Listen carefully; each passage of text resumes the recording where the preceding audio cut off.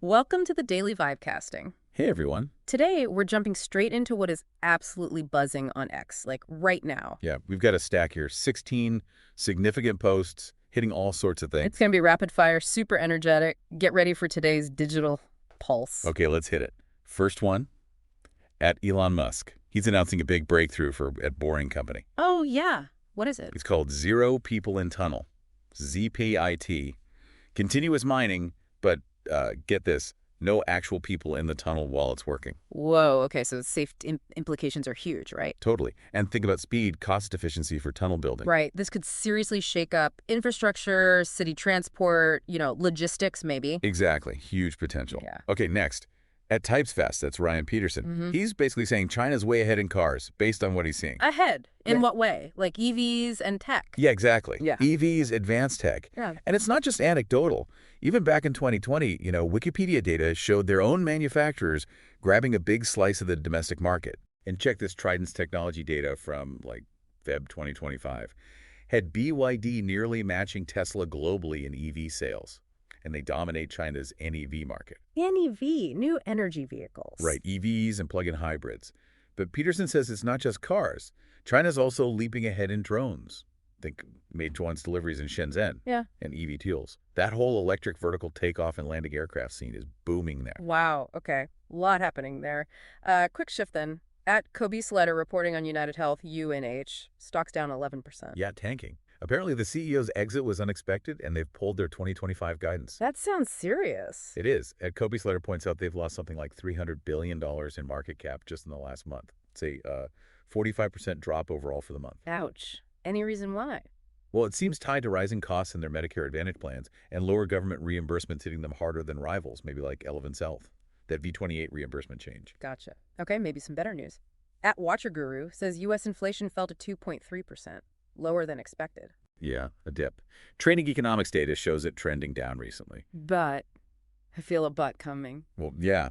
Yahoo Finance noted that the impact of tariffs often lags, so the full story might still be unfolding. Right, tariffs. Okay. At Chamath, chiming in about Groq, another big purchase order, $1 billion for AI inference. Yes, and the order is from Humane. Humane. They're aiming to make Saudi Arabia an AI hub, aren't they? Exactly. So dropping $1 billion on Groq's inference tech, that shows some serious belief in what they can do, using trained AI for predictions. Makes sense. And speaking of Saudi Arabia, the official at White House account posted a photo. President Trump with Crown Prince Mohammed bin Salman. Yeah, saw that. Big meeting in Riyadh reportedly locked in a $600 billion Saudi investment pledge for the U.S. $600 billion. Focused on what? Energy, defense, tech primarily. Seems like part of that strategy, focusing on economic ties in the region. Okay. And building on that, at Vigilant Fox, highlighted a Trump speech from Riyadh. Right. Emphasizing peace and prosperity, not endless war, was the framing. Sort of an outreach to Saudi Arabia? Seems like it. The Post also mentioned that $600 billion investment and a separate $142 billion arms deal, contrasting it with past U.S. policies, maybe more interventionist ones. Interesting context. All right, let's switch to academia. At SFF Engelwire 79, talking about an NYU prof making assignments AI-proof. Yeah, trying to make sure students actually, learn the material themselves. And students aren't happy. Some aren't now. Claiming it messes with their learning styles or that they rely on AI now. It just really shows that tension, doesn't it? Higher ed grappling with AI. It really does. And sticking with universities for a sec, at Bill Ackman raising a question about consistency. Like, why might the DoD hesitate over a $400 plane from Qatar, but universities seem okay taking billions from them? That's a pointed question. He cited some reports, didn't he? Like one on Yale maybe underreporting Qatari funds. Yeah, ISGP. And another one from the Network Contagion Research Institute about Qatari and Chinese money in U.S. universities and the potential influence that brings. Raises questions about double standards, I guess. Definitely food for thought there. Okay, completely different direction. At Ben Stiller, sending well wishes to at Jay Tatum, man? Yeah, pretty classy move. Tatum had surgery, ruptured his right Achilles. Happened during that Knicks Celtics series. Oh, rough injury. And Stiller's a huge Knicks fan. Die hard. So, showing respect for Tatum despite the rivalry, acknowledging how good he is. It's nice to see. Achilles recovery takes a while, usually. For sure. Okay, back to Saudi Arabia briefly. At Tesla owners SV is celebrating X hitting #1. Number one what? News app on the App Store there. in Saudi Arabia. Bunny Hink seemed pretty excited too. Wow, okay. That's actually a pretty big milestone for X globally, wouldn't you say? Yeah. Could mean shifts in how people get news there. Maybe ties into their whole Vision 2030 digital push. Could be. Interesting.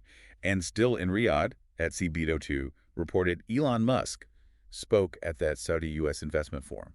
Right, the one during Trump's visit. Exactly. Goal was clearly drumming up more Saudi investment in the U.S. Musk wasn't alone, either. CEOs from BlackRock, Citigroup, IBM were there. He even got introduced to the Crown Prince.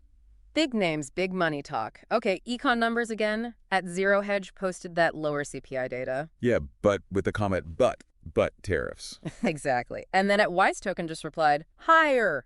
Huh. Okay, so CPI and core CPI were below expectations. At Zero Hedge is hinting tariffs could still push inflation up later. Yeah. At Wise Token. Probably skeptical about the official numbers. Maybe sees crypto or DeFi as the real hedge. Sounds about right for that crowd. Looks like at Lulum survey has some critiques for Gemini. DeepMind's Gemini. What's the issue? She thinks their communication is really underperforming. Like, they have amazing tech, top people, Shazir, Hassabis, Dean, Bryn, but no mic drop moment. Huh. Even though reports show it competes with GPT-4. Right. She argues this weak messaging is hurting Gemini's public image and maybe even Alphabet's stock multiple overall. Kind of a missed opportunity, maybe. Interesting take. Okay, shifting to U.S. politics. At Leading Report says a DNC panel voted to oust David Hogg. Yeah, citing violated gender diversity rules. He was elected vice chair, remember?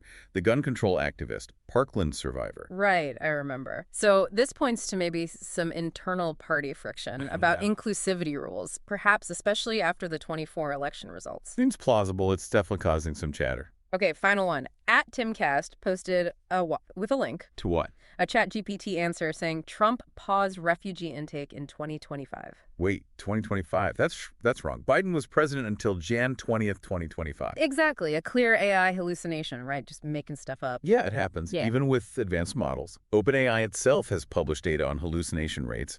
Raises those reliability questions again. For sure. And the replies in the thread were probably all over the place, questioning AI bias, reliability. Oh, absolutely. You see comparisons, concerns. It really fuels the debate about trusting these systems. Man, what a blast through the X-verse today. Tunneling robots, AI slip-ups, global deals, political moves. It never stops. It really doesn't. Just constant motion on there. So much ground covered. That Saudi investment scale, maybe? Or the AI learning curve? Lots to chew on. That's enough. And that right there was your daily vibe casting. Stay tuned, stay sharp.